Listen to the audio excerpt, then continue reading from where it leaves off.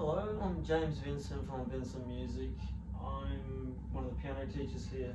I'll take you through a tutorial on playing Dance of the Sugar Plum Fairy from the Nutcracker Suite by Tchaikovsky. Okay, so I'll start by playing this through and then we can break it down a little bit.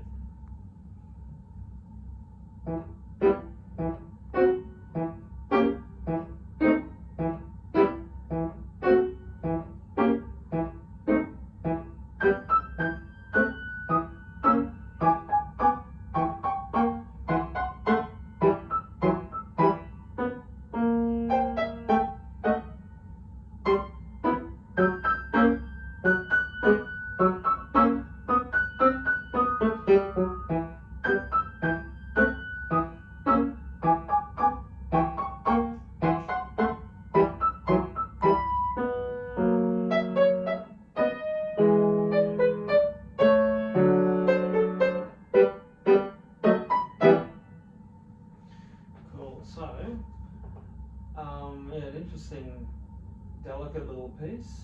Uses a lot of that high register up high, and so I'm in the key of E minor here. You can see the F sharp in the key signature, and lots of chromatic accidentals, which is sort of a telltale sign of a romantic era of music. So first of all is that touch, that light leggero touch. All very soft, all very light. For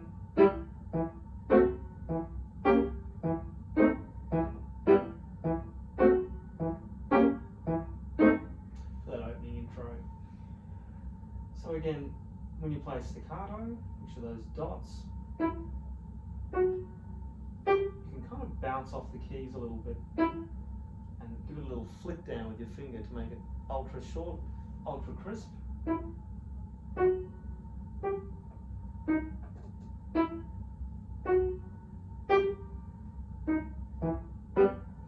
Now on the left hand, it's going to be a bit more of a challenge. You're playing two notes at the same time on beats 2 and 4. So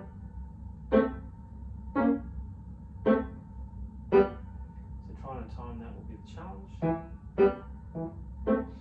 And this might be worth practicing in block chords to get the feel of the finger changes and the hand position changes, which is E minor chord, and that.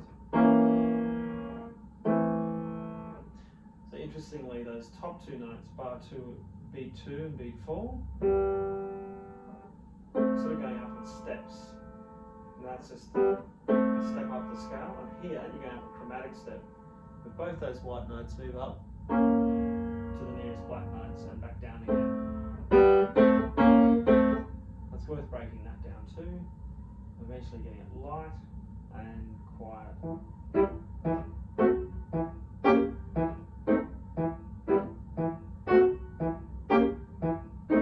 Just ever so slight peak to around bars 2 and 3. Give it that nice musical shape. Then suddenly you're jumping up nice and high up here. The right hand does. So that can take a little bit of getting used to how that works. So watch that ABA, which is the sign above in bar 5. And some features of this melody are those tritones, those augmented fourths and diminished fifths from bar 6. That tritone is going down chromatically to that one, and then to that one.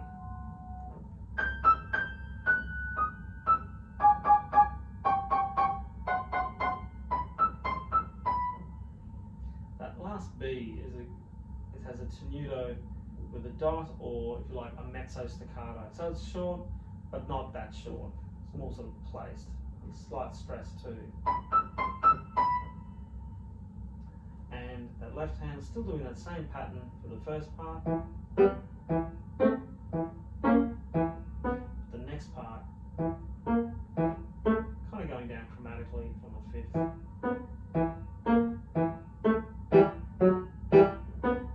These little details is what's important. It's a more trickier piece to just sight read. You have to do a little bit of learning here. and perhaps memory work to really get it down. When you put it together.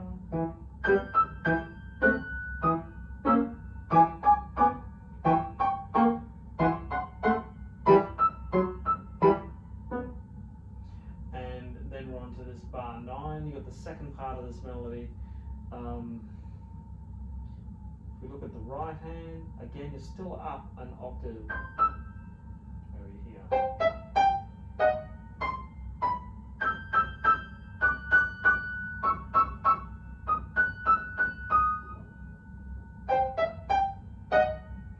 you come down, you were up here, considerable drop, but it can really play with your mind, all these, going up an octave, going down an octave, and you're jumping around in range. So you really want to get those, memorize those parts where you're jumping to. And you're going back up 4/3. And at that point, you can argue there's a bit of a slight key change. You're ending in, where are we? So if we use the left hand for reference.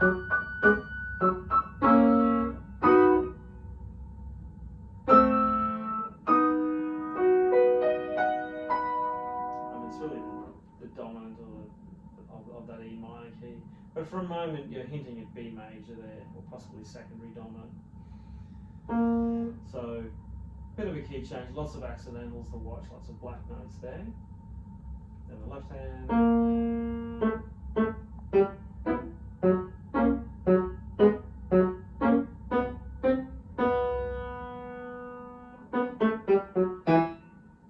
And you're back again.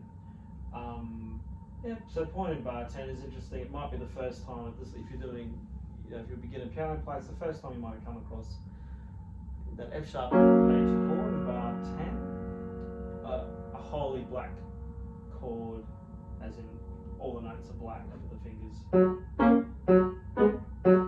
And again at bar 11. Watch that sneaky little thumb tuck at bar 12. And you're back to that melody, which is a little. I think it's exactly the same you had from bar 5. So bar 13, you're doing that same melody again.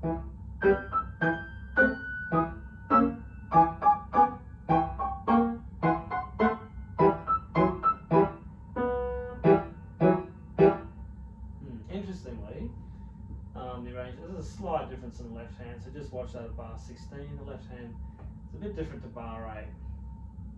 With that E and F sharp together on the second beat, and then finally the outro of this piece. Now this has challenging articulation implications. So the left hand, 2 note slows to a longer note though, and that staccato at the end. It can be quite tricky to be slurring the left hand while your right hand's doing that staccato. It takes some coordination there. Little sequence here going down. So a sequence is a device where you take a little idea, a little motif. This would be the motif. And you're often either transposing it or moving into a different part of the scale. Almost note for note, intervallically correct. It's almost transposing it, going down note by note. Very clever writing. And then, so you may need to spend time staccatoing that, the rest there. Play this B in the left, and your D sharp is short, and it connects to that third down below.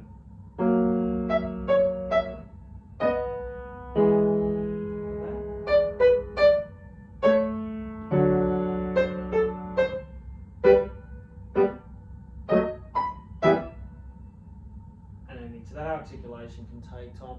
It can be worth practicing this with no rhythm, correct rhythm, like just strolling through the rhythm to get that articulation correct. I'd probably go straight from the bar 17 to 18 connection.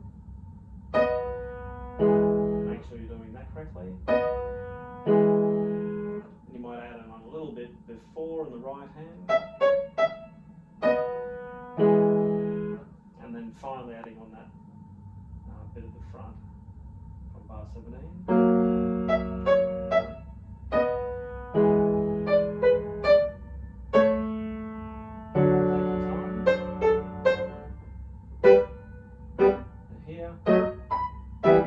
More straightforward. So yeah, there's some challenges in that piece. What else do we have here? Allegretto. It's more of a moderate speed, so it's fast, but it's fast, but not too fast. Not as fast as Allegro. And Giro is light touch. Other terms that may come up. So you're an E minor.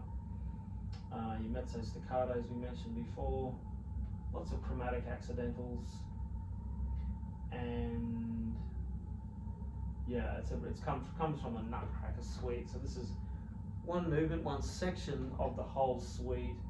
A suite is like a group of pieces put together, or movements, but they all belong together. If you know it, it's from the Nutcracker. It's like a ballet, and this is one of the sections from it. That's pretty cool actually, and this is a nice arrangement. Yeah, well done, Pauline Hall. And so there you have it. There's a tutorial on Dance of the Sugar Plum Fairy. I hope you found that useful, and I'll catch you next time.